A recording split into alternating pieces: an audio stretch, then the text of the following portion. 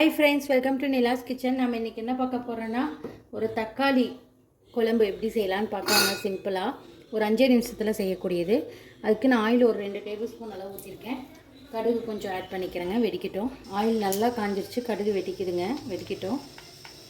பாருங்க, கடுகு நல்லா வெடிச்சிருச்சு. இப்போது நான் பூண்டு ஒரு 2 கட்டி எடுத்துருக்கேங்க, போட்டுக்கிறேன்.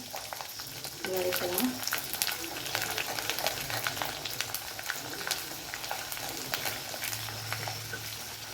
இது ஒரு 2 நிமிஷம் நல்லா பொரியட்டும். நல்லா பொரிஞ்சிருச்சு. இப்போ நான் எடுத்து வச்சுருக்க சின்ன வெங்காயம் ஒரு 10 சின்ன வெங்காயத்தை நீட்டு வகையில் கட் பண்ணி எடுத்துருக்கேன், போட்டுக்கிறேன்.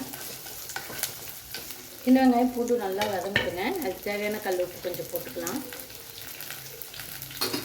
ஒரு டேஸ்ட் பார்த்துட்டு போட்டுக்கலாங்க. கொஞ்சமாக போடுங்க. தானியம் நல்லா வதங்கணும் நமக்கு இந்த ஆயிலேயே. கொஞ்சமாக கருவேப்பிலை போட்டுக்கிறேன். நல்லா வதக்குவாங்க. ஆனியனும் அதுவும் வதங்கிட்டும் பார்க்கலாம். பாருங்கள், ஆனியன் நல்லா வதங்கிட்டுருக்கு. இந்த ஸ்டேஜில் மஞ்சள் 1/4 ஸ்பூன் அளவு, அஞ்சலி பெட்டி ஸ்பூனில் 1/4 ஸ்பூன் போட்டுக்கிறேங்க. வதங்கிட்டுக்கணும்.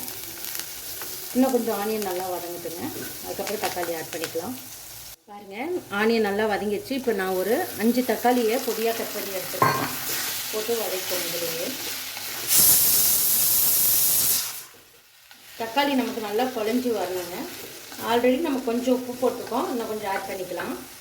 தக்காளி நல்லா குழையிறதுக்காக உப்பு போட்டால் சீக்கிரம் குழஞ்சிருங்க. அதுக்காக வதங்கிட்டும் பார்க்கலாம். தக்காளி நல்லா குழஞ்சிருச்சு. இந்தளவுக்கு நல்லா குழஞ்சி வேகணும்.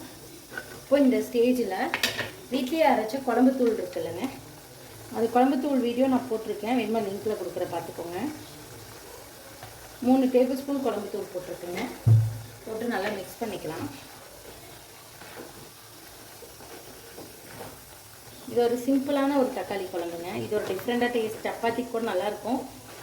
தொக்கு பதத்தில் வச்சுக்கிட்டோம்னா சப்பாத்திக்கு எல்லாத்துக்கும் நல்லாயிருக்குங்க. இதுலேயே ஒரு 2 எக்கு வந்து வேக வச்சு போட்டுக்கோங்க, நல்லாயிருக்கும். பட் நான் இன்றைக்கி போடல. மசாலா நல்லா வதங்கிடுச்சு.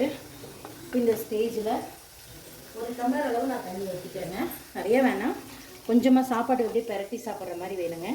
இதை நல்லா கொதித்து அந்த பச்சை வாசம் போகணும் மசாலாவோட. கொதிக்கிட்டுங்க, பார்க்கலாம். பாருங்கள், சூப்பராக கொதிச்சு வருது. இன்னொரு 2 நிமிஷம் நல்லா வேகட்டும்.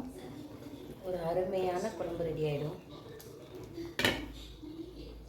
நல்லா கொதித்து சுண்டி வரட்டுங்க கொஞ்சம். பாருங்கள், சூப்பரான குழம்பு ரெடி ஆகிடுச்சு. அவ்வளோதான், அடுப்பு ஆஃப் பண்ணிக்கலாங்க. இது சாப்பாடு, இட்லி, தோசைக்கு கூட அவ்வளோ சூப்பராக இருக்கும். கண்டிப்பாக நீங்களும் இந்த மாதிரி ட்ரை பண்ணி பாருங்கள். ட்ரை பண்ணி பார்த்து கமெண்ட் பண்ணுங்கள்.